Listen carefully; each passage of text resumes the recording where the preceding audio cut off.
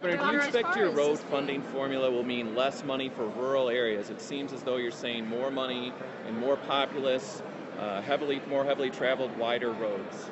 Well, again, the funding should follow the traffic to some degree, but understand that we're a large state, so we cannot ignore the rural questions.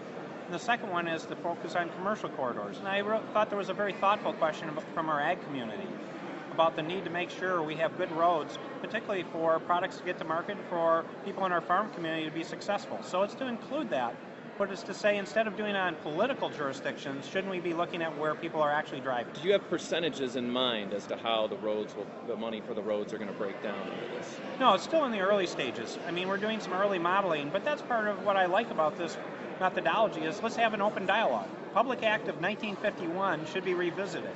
If you look at those charts don't reflect where people are really traveling and where the commercial activities of our state are necessarily. They're based on political compromises over the last 60 years, and that's not a good way to continue to operate. Back on the registration, people are only paying the registration when they're redoing their plates or whatever, so are you suggesting that there's an increase at just that one time of the year then, or what?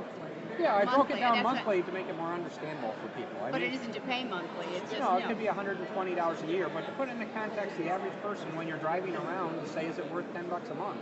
When you're in that vehicle, to say, is it worth having roads that are better than they are today and avoid a disaster for the future?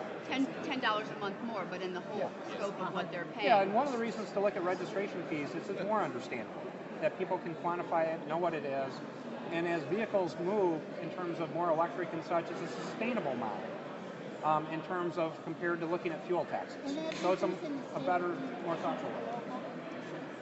Yeah, the state piece, again, I gave a poor example that there would be basically a $10 a month piece at the state level and up to $40 a year piece at the vote of the people in a region or a set of counties. Out of everything you said today, is there something that really sticks out in your mind that is the absolute most important to get passed as quickly as possible? In terms of specifics, it's the overall message. It's the most important thing is to say, if you talk to our citizens, no one's happy with our roads and our transportation system. But it's been based on a fundamental underinvestment for a very long time. And we need to invest more, but we need to invest in a smart way. So that's why I talk so much about best practice and get people to believe that point, that we're going to use their dollars effectively and for roads to create a transportation system for them and for our kids and for a future that is about job growth. Governor, some experts have suggested that we build a toll system in the state.